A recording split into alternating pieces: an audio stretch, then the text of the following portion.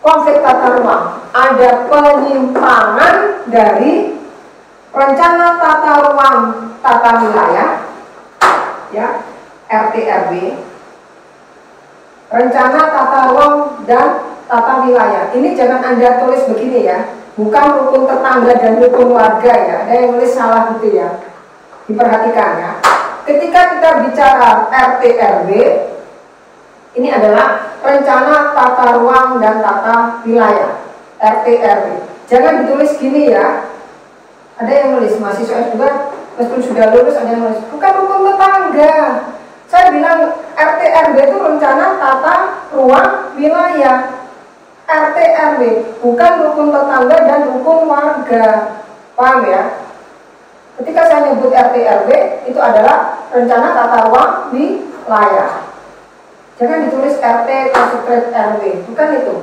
Ya, itu kan ditulis dituangkan dalam regulasi yang namanya Perda. Di Surabaya ada Perda nomor berapa yang dibuat tahun 2013 dan berlaku 10 tahun 2023. Ini sudah jelas. Wilayah Surabaya Barat fokusnya apa, timur apa, barat apa, selatan apa, Surabaya Pusat apa. Tetapi karena ada pasar investor kekuatan kapital yang ingin memproduksi ruang baru, yang ingin memproduksi tempat baru, maka dia harus apa? Ya harus menggusur. Kalau tidak menggusur, dia akan mengubah fungsi lahan.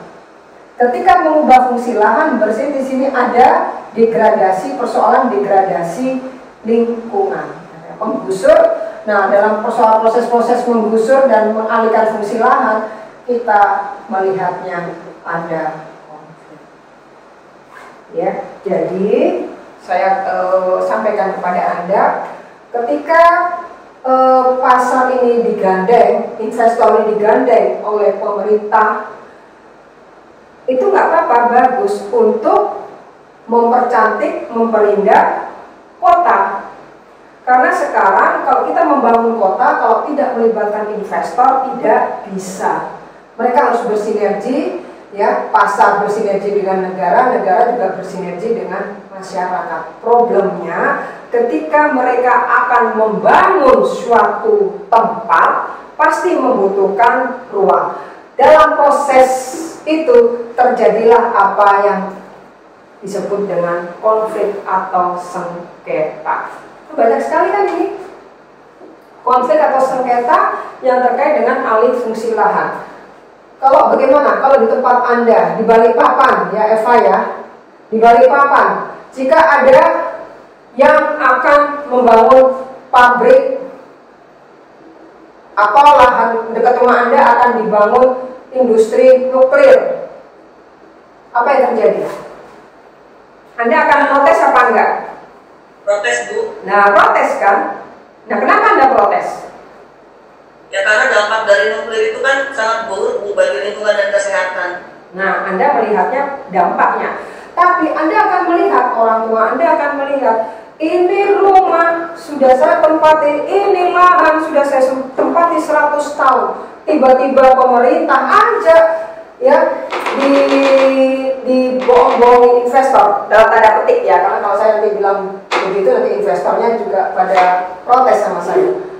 Investor, maka nah sebenarnya kalau kita memang tidak bisa membangun, karena gini ya, kalau investor butuh lahan, cara yang paling gampang adalah menggusur, kedua mengalihkan fungsi lahan. Anda bisa bayangkan sawah-sawah produktif udah berapa ribu hektar yang hilang. Sawah jadi apartemen, sawah jadi hotel, sawah jadi permukiman, sawah jadi pabrik. Udah berapa ribu hektar sawah-sawah produktif diubah menjadi pabrik, ya, permukiman dan sebagainya. Ini artinya apa? Siapa yang salah? Nggak ada yang salah. Cuma problemnya ketika kita bicara tentang politik tata ruang, itu muatan politiknya sangat kuat. Ya, jadi ketika kita bicara tentang politik tata ruang, aspek politik ini sangat kuat ketika akan memproduksi ruang-ruang baru. Paham ya? Ini mungkin bisa menginspirasi kalau Anda ingin menulis tesis tentang yang menggunakan perspektif politik tata ruang, itu mungkin bisa Anda cocokkan dengan apa yang terjadi di wilayah Anda. Ya di Balikpapan ada apa sih? Kenapa ini selalu terjadi gitu ya?